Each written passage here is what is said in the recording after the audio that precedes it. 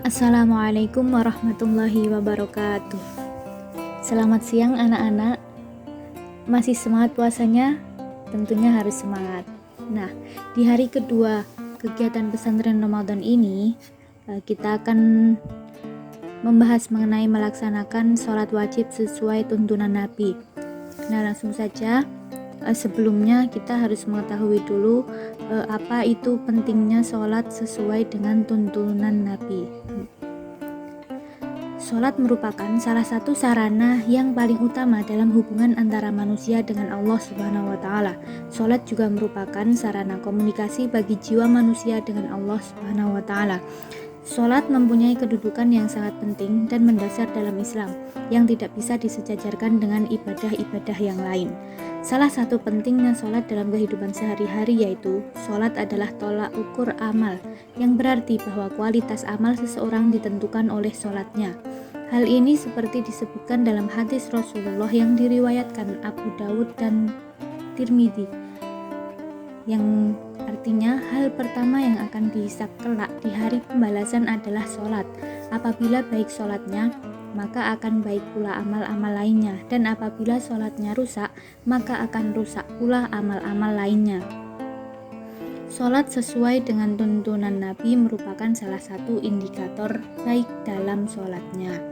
Nah, jadi jika kita sholat sesuai dengan tuntunan Nabi, bagaimana caranya? Seperti yang pada hadis ya, shollu kama ra'aitumuni usolli. Nah, itu merupakan salah satu indikator sholatnya itu baik. Kemudian untuk mendapatkan sholat yang berkualitas atau tergolong baik, kita harus terlebih dahulu mengetahui syarat sah sholat dan juga rukun sholat. Nah, untuk syarat sah sholat sendiri yaitu yang pertama beragama Islam, yang kedua sudah balik, yang ketiga berakal sehat, yang keempat suci dari hadas dan najis, yang kelima menghadap kiblat, yang keenam mengetahui masuknya waktu sholat. Untuk rukun sholat yaitu yang pertama berdiri bagi yang mampu. Jadi misalkan sakit boleh duduk, boleh juga berbaring seperti itu ya. Kemudian yang kedua niat itu letaknya di hati. Yang ketiga takbiratul ihram. Yang keempat membaca surat Al-Fatihah pada tiap rakaatnya. Yang kelima ruku dengan tumakninah. Yang keenam i'tidal dengan tumakninah. Kemudian sujud dengan tumakninah. Yang kedelapan duduk di antara dua sujud juga dengan tumakninah. Kemudian duduk tasyahud akhir. Kemudian membaca doa tasyahud akhir. Kemudian membaca sholawat Nabi pada tasyahud akhir, kemudian membaca salam. Yang terakhir yaitu tertib. Jadi kalau tidak tertib yaitu tidak memenuhi rukun sholat ya. Nah, jadi kita harus tertib dalam melakukan urut-urutan sholat tersebut. Baik, kemudian kita masuk pada tata cara sholat sesuai dengan tuntunan Nabi.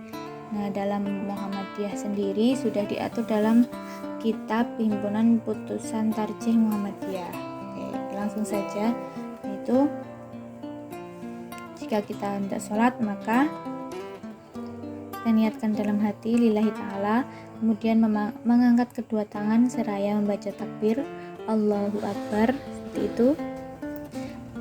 Tangan diangkat di atas bahu, kedua tangan dengan jari-jari itu rapat, tidak renggang.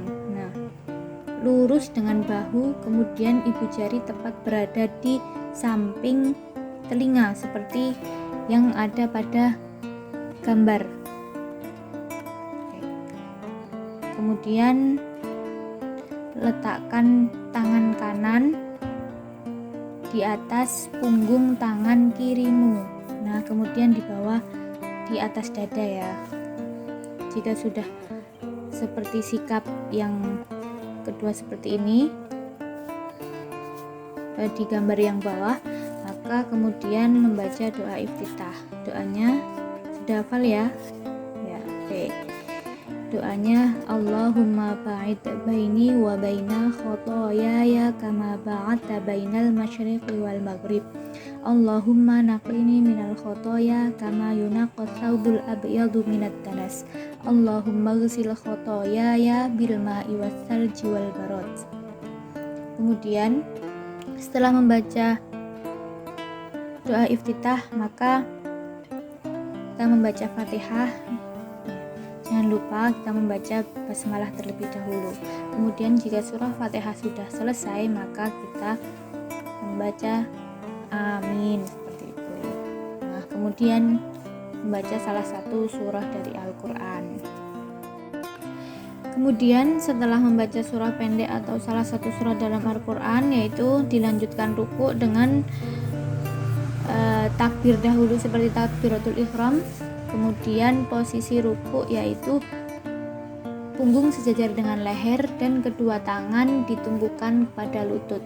Nah, kemudian membaca doa ruku yaitu subhanakallahumma rabbana wa bihamdika allahumma ighfirli. Nah, setelah itu kita i'tidal, yaitu mengangkat kepala dan juga kedua tangan seperti pada saat takbiratul ihram dengan membaca sami Allahu liman hamidah. Nah, kemudian jika sudah berdiri sempurna, maka dilanjutkan dengan doa Rabbana walakal hamd. Setelah i'tidal, yaitu dilanjutkan dengan sujud, sama seperti ruku, yaitu didahului dengan takbir Allahu Akbar. Kemudian pada saat sujud ini, yang pertama kali diturunkan yaitu yang pertama kali menyentuh lantai atau sajadah itu yaitu kedua lutut. Nah, jadi ada kedua lutut dan jari-jari kaki yang berada di sajadah, kemudian baru menyusul kedua tangan, kemudian baru dahi dan hidung. Nah, ujung jari ini menghadap kiblat serta kemudian kedua tangan itu diregangkan dari lambung, jadi agak naik gini, sikunya diangkat seperti pada gambar yang atas ya. Kemudian dalam sujud membaca doa subhanakallahumma rabbana wa bihamdika allahumma ighfirli. Nah, kemudian bangkit dari sujud, mengangkat kepala sambil membaca takbir juga Allahu Akbar dan duduk dengan tenang. Nah, duduk iftirosh ya, atau duduk di antara dua sujud seraya berdoa Allahumma ighfirli warhamni wajburni wahdini warzuqni. Lalu untuk sujud yang kedua kalinya yaitu sama seperti sujud yang pertama tadi. Kemudian jika sudah, angkatlah kepalamu dengan bertakbir dan duduklah sebentar. Jadi kalau setelah sujud itu jangan buru-buru berdiri tapi duduk sebentar. Nah, kemudian baru berdiri untuk rakaat yang kedua. Nah, jadi pas berdiri ini tangan ditekankan pada sajadah, kemudian baru berdiri. Untuk rakaat yang kedua, kerjakan seperti rakaat yang pertama. Bedanya hanya tidak membaca doa iftitah. Pada rakaat kedua, setelah sujud yang kedua yaitu kita tasyahud awal. Nah, dalam tasyahud awal ini maka sikapnya yaitu duduk di atas kaki kirimu dan tumpukan kaki kananmu serta letakkan kedua tanganmu di atas kedua lututmu. Nah, tangan yang kiri dijulurkan jari-jarinya, tangan yang kanan menggenggam jari manis, jari kelingking, jari tengah, dan ibu jari disentuhkan pada jari tengah, kemudian mengacungkan jari telunjuk seperti pada gambar. Nah, doa pada tasyahud awal ini yaitu At-tahiyatu lillah wassolawatu watthayyibah. Assalamu alayka ayyuhan nabiyyu wa rahmatullahi wa barakatuh. Assalamu alayna wa ala ibadillahis sholihin. Ashhadu an la ilaha illallah wa ashhadu anna muhammadan abduhu wa rasuluh. Allahumma salli ala Muhammad wa ala ali Muhammad kama sallaita ala Ibrahim wa ali Ibrahim wa barik ala Muhammad wa ali Muhammad kama barakta ala Ibrahim wa ali Ibrahim innaka Hamidum Majid. Kemudian duduk tasyahud akhir. Nah, dalam duduk tasyahud akhir ini posisinya yaitu kaki kiri dimajukan sedangkan kaki kanan bertumpu. Nah, duduk tasyahud akhir ini juga bertumpu pada pantat. Untuk posisi tangan sendiri yaitu sama seperti duduk tasyahud awal. Bacaan pada doa tasyahud akhir ini juga sama seperti bacaan doa tasyahud awal. Setelah tasyahud akhir yaitu salam. Nah, salam dilakukan setelah tasyahud akhir yaitu dengan memalingkan muka ke kanan dan ke kiri sampai terlihat pipimu oleh orang yang berada di belakangmu. Seraya membaca Assalamualaikum warahmatullahi wabarakatuh. Nah, untuk kemudian ada beberapa catatan ya dalam tata cara sholat ini, yaitu yang pertama, jika sholat memiliki jumlah rokaat 3 atau 4, maka rokaat selanjutnya sama seperti sebelumnya, tetapi hanya membaca Al-Fatihah saja. Jadi di rokaat ketiga dan keempat itu tidak membaca doa iftitah dan juga tidak membaca surah pendek atau salah satu surah dalam Al-Quran.